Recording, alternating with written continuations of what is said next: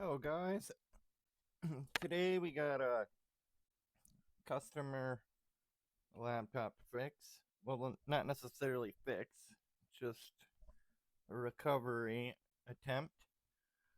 See, the customer's parents passed away and would like the information on off this laptop if there is any. The laptop turns on Windows 8 and boots into Windows, works great. It's not usable because they can't figure out the password.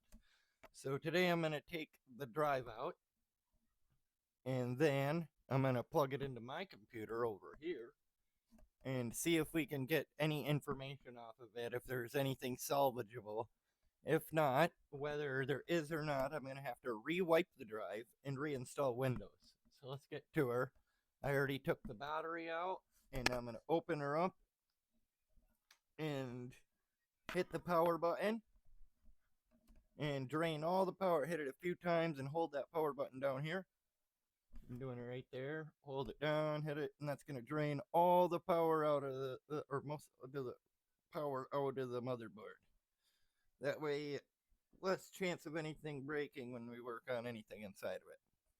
So, let's get out the handy dandy trusty screwdriver out of my repair kit. And let's get to it. All right, I got the screwdriver out using a number 1 screwdriver.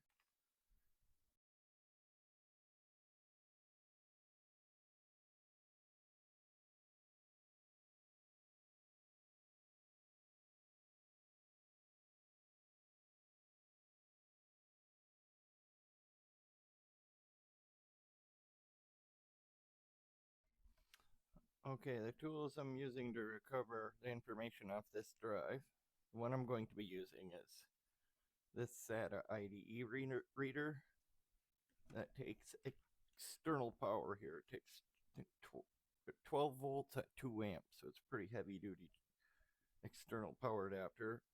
Plug into there, and then I can use this right here, plug the hard drive into it, and then I take the SATA port, an external SATA port to USB, and I plug that into my desktop computer. This right here has fixed so many computers, and or I have recovered so much information for people that they thought was lost forever. Um, it's also got a backup or just a copy. You can hit the button, I think. Forgot I haven't used that before, but I tested it out and I know it works. I guess I used it one time to test it out, but it'll just, I think, just copy the entire drive. It's been a while since I did that. And then this is the other one I got. This just takes USB power, but I found that these ones that take external power are more reliable.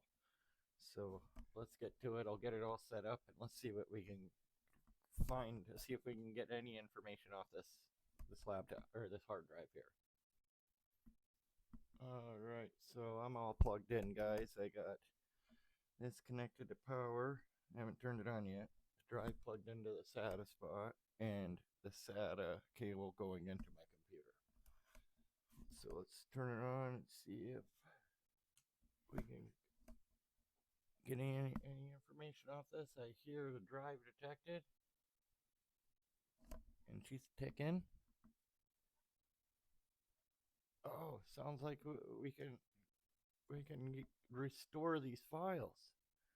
Yep, everything's here. Open my computer here. 1 second, I'll get the camera out so you guys can see this for yourselves right there. Boom. That is her drive right here. Operating system drive F. Everything is recoverable.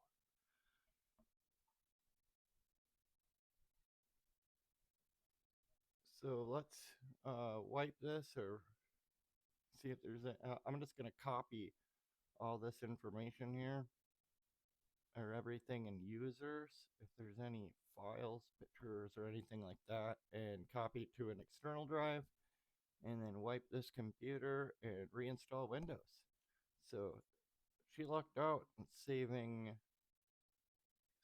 her parents' information, her parents' data. So that's cool.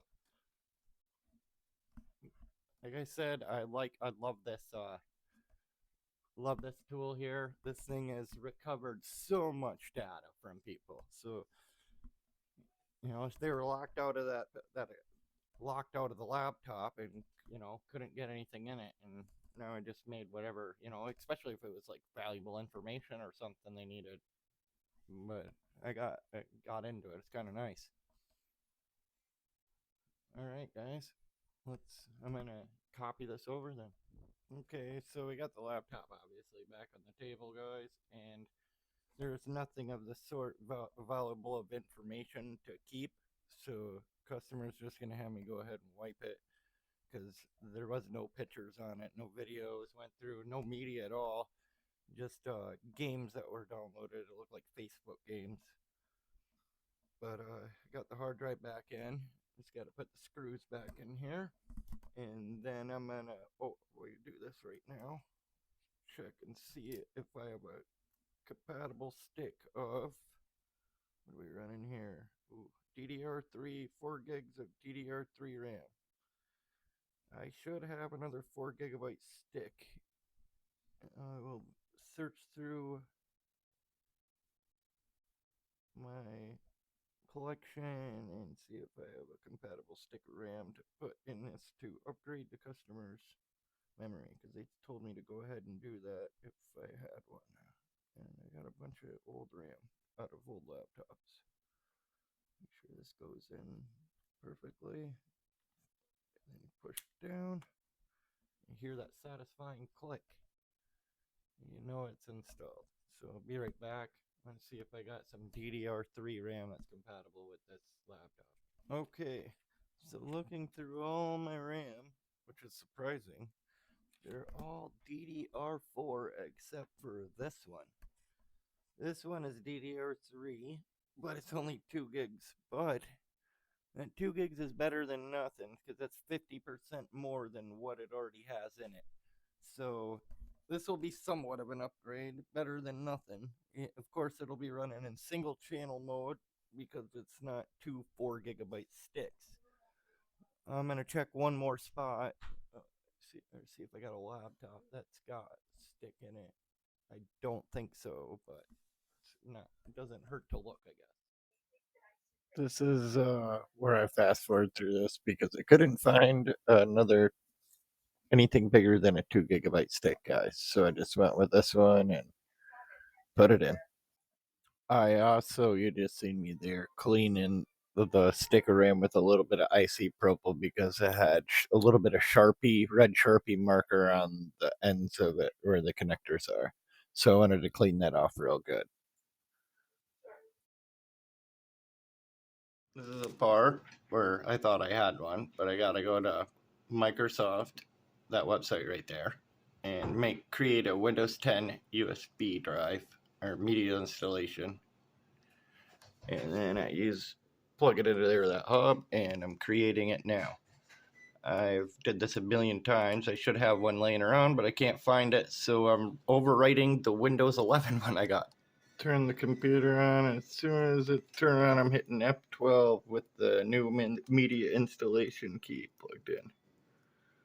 So F12 is the boot time key, or boot one-time boot menu.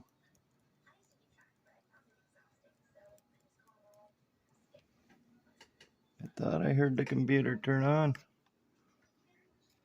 Oh, I didn't hit the wrong button to turn it on. There we go, F12. And it loaded fast. And then we're going to go down here. We're going to find the USB right there. EFI USB 1 path 1. Hit enter. And this should bring us into the Windows 10 installation screen. And just remember, guys, you want to keep this plugged in because it's gonna, eat your battery if not. And I hope this is plugged in, charging correctly. They told me it's pretty janky, so we're just gonna go with it, and I'll be able to tell. Next, install now. We're gonna wipe everything that was on it because the customer did not need any information. There wasn't anything on it left from her parents. And so I'm gonna get through the setup, and I'll be back when Windows is ready, guys. But as you can tell, it's pretty simple. It's simple, straightforward repair here, or not repair, I guess, upgrade. And there we have it, guys. Dual core Intel Pentium 2127U. And we got 6 gigs of RAM. Little bit of an upgrade. Dual core processor. All done.